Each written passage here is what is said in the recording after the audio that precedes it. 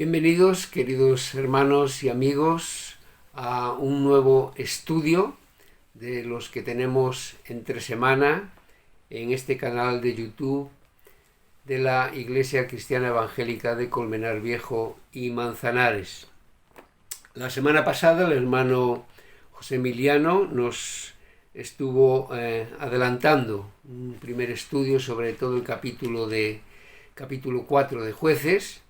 Hoy vamos a tener una lectura en este mismo capítulo, pero los 9 primeros versículos. Vamos a volver a los 9 primeros versículos.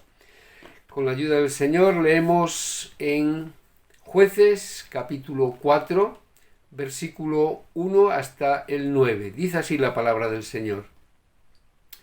Después de la muerte de Ahoz, los hijos de Israel volvieron a hacer lo malo ante los ojos de Jehová. Y Jehová los vendió en mano de Jabín, rey de Canaán, el cual reinó en Azor, y el capitán de su ejército se llamaba Sísara, el cual habitaba en Aroset Goim. Entonces los hijos de Israel clamaron a Jehová, porque aquél tenía 900 carros herrados, y había oprimido con crueldad a los hijos de Israel por 20 años.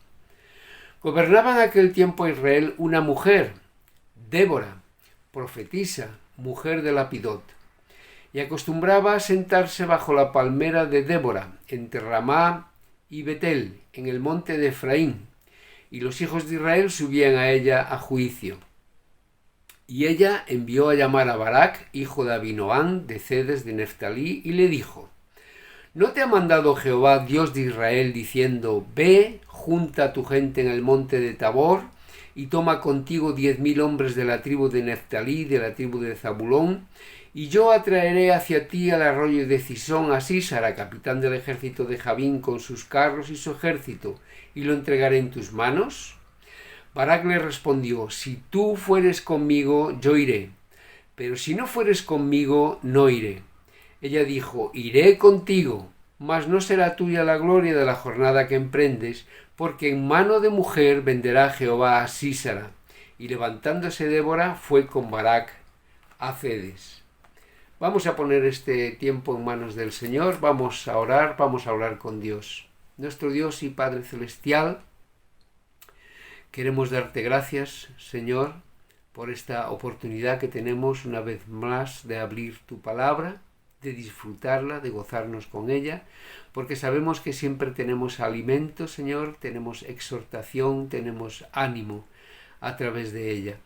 Queremos darte gracias por el Espíritu Santo que nos guía a entenderla, Señor, y queremos pedirte que sea Él también el que abra el entendimiento de aquellas personas que estén viendo este vídeo, Señor, y que también tengas palabra para ellos.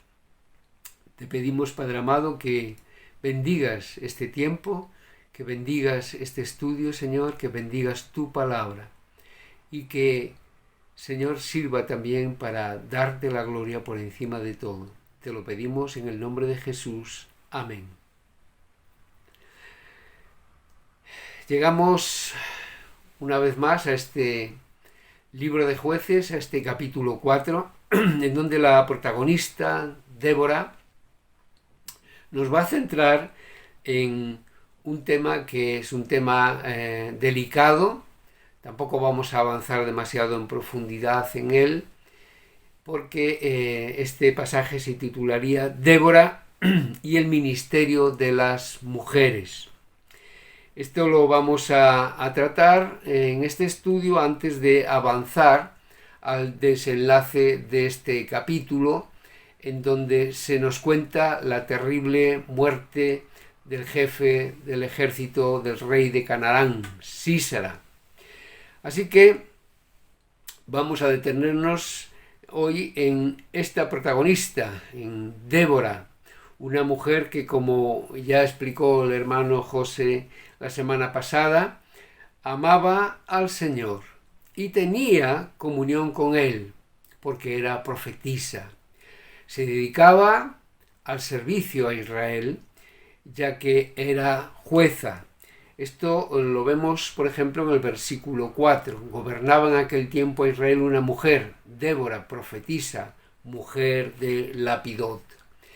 En este caso, el verbo gobernaba tiene el significado más usual de que juzgaba al pueblo.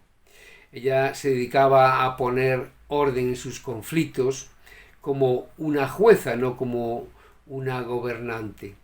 Débora no le habla a Barak con autoridad de gobernante, sino con la autoridad de profetisa. No sabemos, ¿no? Tal vez la nombraron jueza por ser profetisa, no nos lo explica esto en la palabra. Sí vemos que en el Antiguo Testamento aparecen otras profetisas, como por ejemplo María, la hermana de Aarón, allí en Éxodo 15, versículo 20, o Hulde, mujer de Salum, en el segundo libro de Reyes, capítulo 22, versículo 14. Y también se menciona a Noadías, que se trataba aparentemente de una profetisa falsa. Ella aparece en Nehemías, capítulo 6, versículo 14. Para la época en la que se desarrolla esta historia, el hecho de que el israelita Barak eludiese la responsabilidad como hombre y prefiriese que fuese Débora la que tomase el protagonismo y las decisiones y se llevase incluso la gloria, no deja de ser extraño.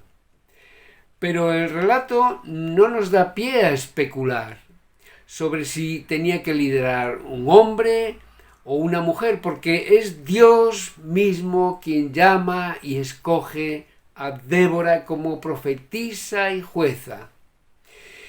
Aún teniendo en cuenta que la cultura que había era una cultura patriarcal, donde el hombre tenía la supremacía y relegaba a la mujer a un segundo plano.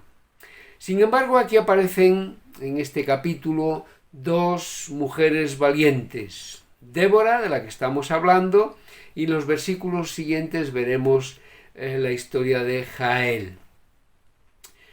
Es verdad que Débora no dirige al ejército, ella no pelea, ¿no? Pero sí hace muy buen equipo con Barak, cada uno haciendo su función, Débora transmitiendo los mensajes de Dios y Barak dirigiendo al ejército. Para analizar el papel de la mujer en el Antiguo Testamento, Timothy Keller, que es el autor del libro que estamos siguiendo, nos propone hacerlo siempre leyendo los pasajes dentro del contexto del libro, y esto aplica siempre en el estudio de la Biblia. Siempre hay que tener en cuenta el contexto para entender el significado del texto. Por eso voy a leer lo que dice Keller sobre esto en su libro. Leo un párrafo de su libro. En el Israel del Antiguo Testamento había tres grandes oficios: profeta, sacerdote y líder, rey o juez. Algunas mujeres, por ejemplo Débora, fueron profetizas, algunas fueron juezas o reinas. Ninguna fue sacerdotisa. Números 3:10 y Levítico 21 demuestran que todos los sacerdotes eran hombres descendientes de Aarón. El Antiguo Testamento nos dice que las mujeres son iguales en valor, dignidad y habilidad, creadas como lo son a la imagen de Dios y a quienes se les ha dado dominio por debajo de él sobre su creación, como dice en Génesis 1, 26 al 28. También nos muestra que las mujeres eran libres de usar sus dones en cualquier papel, excepto el de sacerdote. Dios le muestra a su pueblo del Antiguo Testamento que los hombres y las mujeres son iguales, pero no equivalentes. Y este patrón lo encontramos también en el Antiguo Testamento. Leo también a Timothy Keller, donde dice: las mujeres son libres de usar sus dones en cada papel, excepto el que Dios ha reservado para los hombres, sacerdotes en el Antiguo Testamento y los que enseñan con autoridad en el Nuevo Testamento, como dice 1 Timoteo 3:1. Vamos a leerlo. 1 Timoteo 3:1.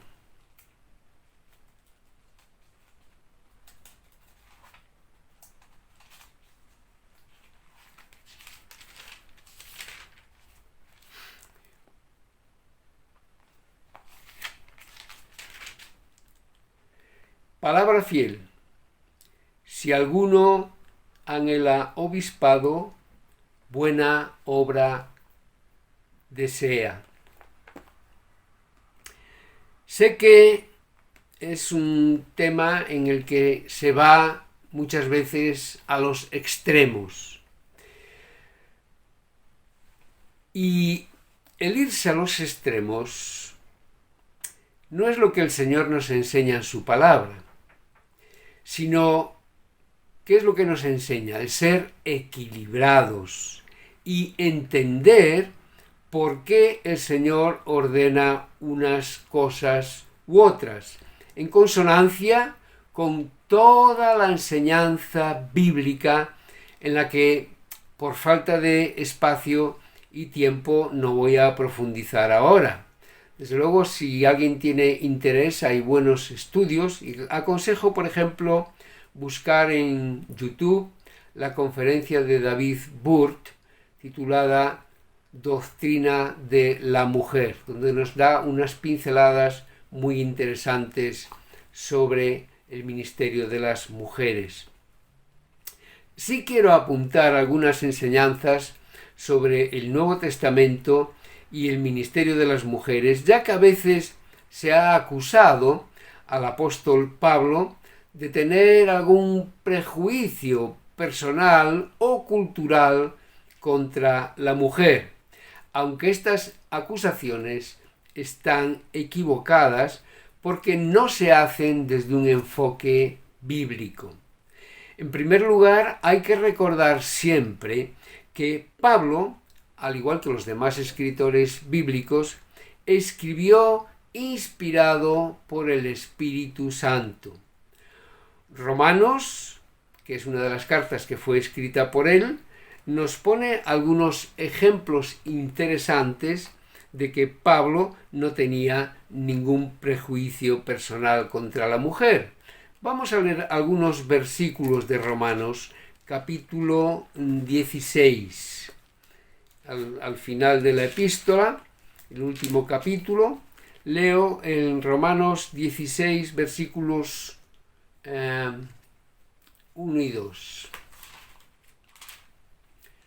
Romanos 16,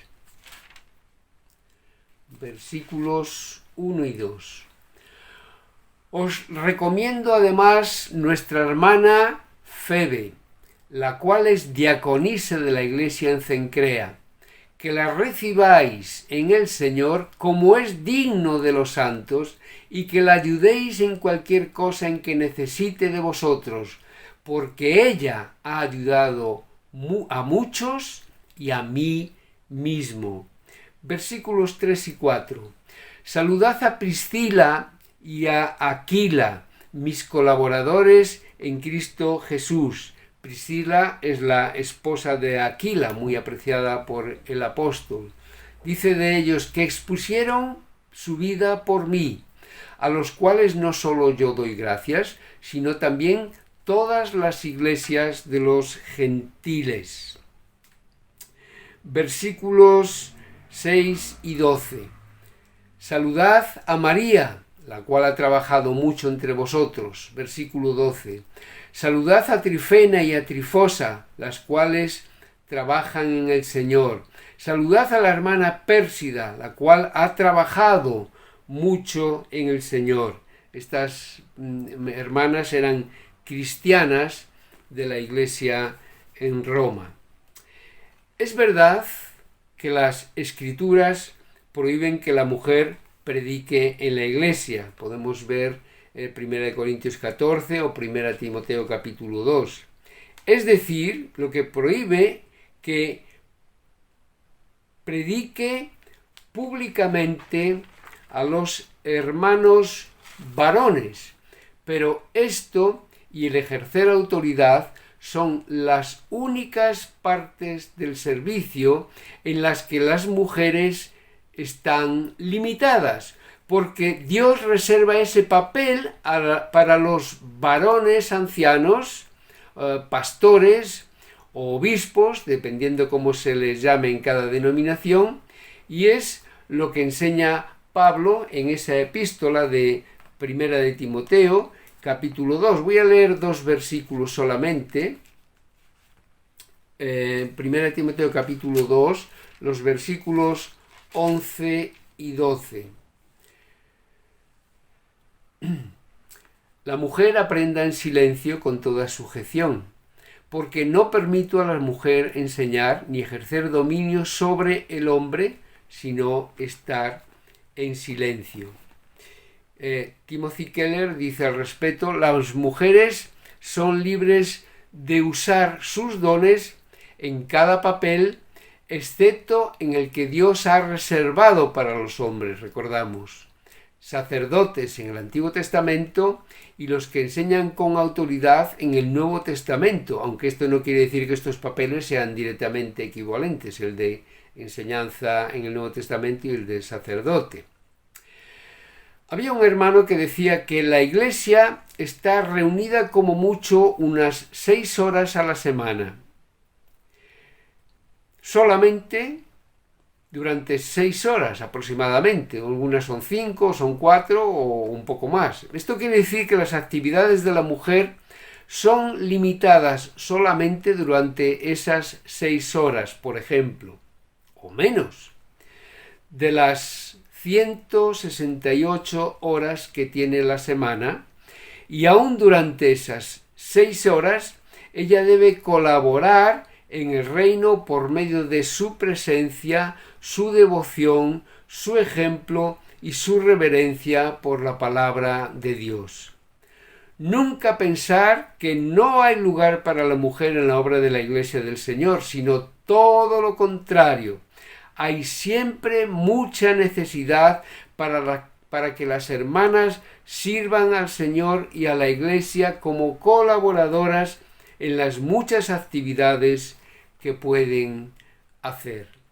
Para terminar, quiero leer unos versículos en la epístola a los Colosenses, capítulo 3. Colosenses, capítulo 3, desde el versículo 12.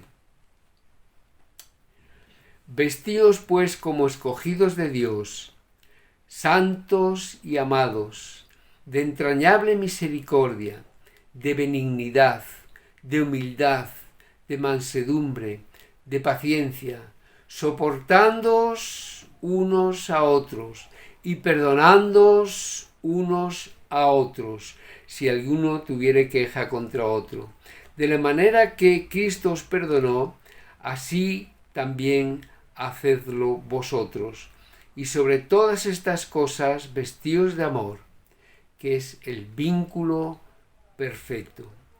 Que el Señor nos bendiga, nos dé comprensión, nos dé paciencia y sobre todo nos dé este amor, que es el vínculo perfecto. Amén, que así sea.